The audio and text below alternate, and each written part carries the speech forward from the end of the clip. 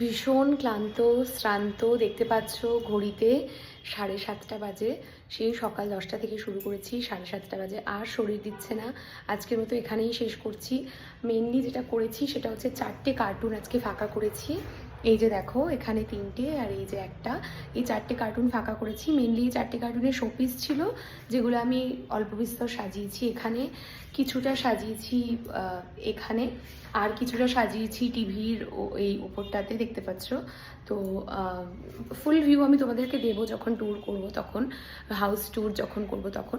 তো মেনলি এগুলো আনবক্স করেছি। আর বাসন আর কৌটো প্রচুর, যেগুলো আমি অলরেডি রান্নাঘরে প্লেস করেছি। সমস্ত কিচেন অ্যাপ্লায়েন্সেসগুলো, electronic appliance, gas oven, induction, আর কৌটোগুলো সমস্ত এই যে তাকগুলো দেখছো, এই তাকগুলোর মধ্যে সব রেখেছি। যেগুলো সর্টিং করিনি, জাস্ট রেখেছি। কালকে এগুলোকে সর্টিং করব।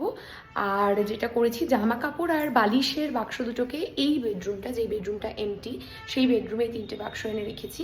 কারণ এগুলো সব এই ওয়ার্ড্রোব যে আছে এখানে,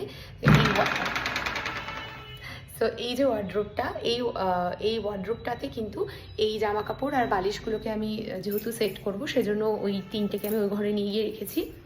তো এখন মেনলি এই সোফাটা, এটা হচ্ছে আমাদের সোফা, এটাকে আনবক্স করতে হবে। আর এইটা হচ্ছে ডাইনিং টেবিল, এটাকে করতে হবে সম্ভবত কালকেই করব।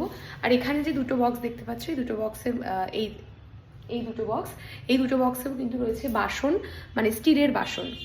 আমি কৌটো আর ইলেকট্রিক অ্যাপ্লায়েন্সেসগুলোকে জাস্ট কিচেনে রেখেছি, কিন্তু এগুলোর মধ্যে রয়েছে বাসন। তো বাসনটা কালকেই খুলবো ঠিক করেছি, কারণ কালকে রান্নাঘরটা নিয়েই বসবো। আর ঠাকুরের জিনিসগুলো রয়েছে, ওই যে কোণাতে দেখতে পাচ্ছ বক্সটা, এটার মধ্যে ঠাকুরের জিনিস রয়েছে। তো ঠাকুরের জায়গাটা কোথায় পাতবো এখনও ভেবে উঠতে পারিনি। তো অংশুমান আসুক, দেখি, ভাবনা চিন্তা করি, তারপরে ঠাকুরের ওটাও খুলতে হবে। তো wrap up for the day.